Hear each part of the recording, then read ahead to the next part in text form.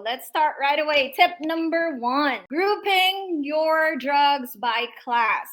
It is very important that you group drugs by class. Why? If you group them by class, you actually group them by the organs or the systems that they affect. And in doing so, you know what the drug does. Let me explain further. In the PTCE or in the ExCPT, you will be asked questions as, what is the class of the drug? Okay? And students ask me, Miss L, do we have to remember the pharmacological class or the therapeutic class? I say both, because when PTCE asks you on your test, what is the class of the drug, they're not being very specific whether it's pharmacological class or therapeutic class. So this is how I differentiate the two. This is what I tell my students. When you say pharmacological class, it's something that you can't pronounce. It's something that you can't pronounce or you can't picture. It's harder to pronounce or harder to picture.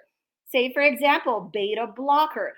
Unless you did organic chemistry or inorganic chemistry, then it's easy for you to picture the chemical configuration of that drug. You can't picture beta blocker, but you can picture antihypertensive, especially if you know those prefixes, roots, and suffixes that are based off Latin or Greek abbreviations. So a therapeutic class will be antihypertensive. Anti means against, hyper means high, tensive means tension or pressure. So to differentiate, again, pharmacological class versus therapeutic class.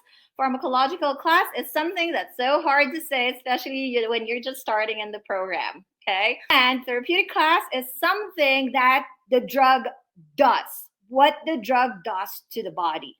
Okay. Another thing that will help you with grouping the drugs is knowing the most commonly used prefixes, roots, and suffixes. Okay. So at the beginning, it will be hard, but you will find grouping them easily once you figure out, oh, there's a common syllable, or there's a common prefix, a root, or a suffix. Say, for example, the therapeutic class antihypertensive. Pril, enalapril, lisinopril. What are those? ACE inhibitors, okay? And then we also have, under the antihypertensives, sartans, right? So you're trying to figure out, oh, there's a common prefix, root, or suffix. And I can keep going on. You have your OLOL, which is your beta blocker, okay?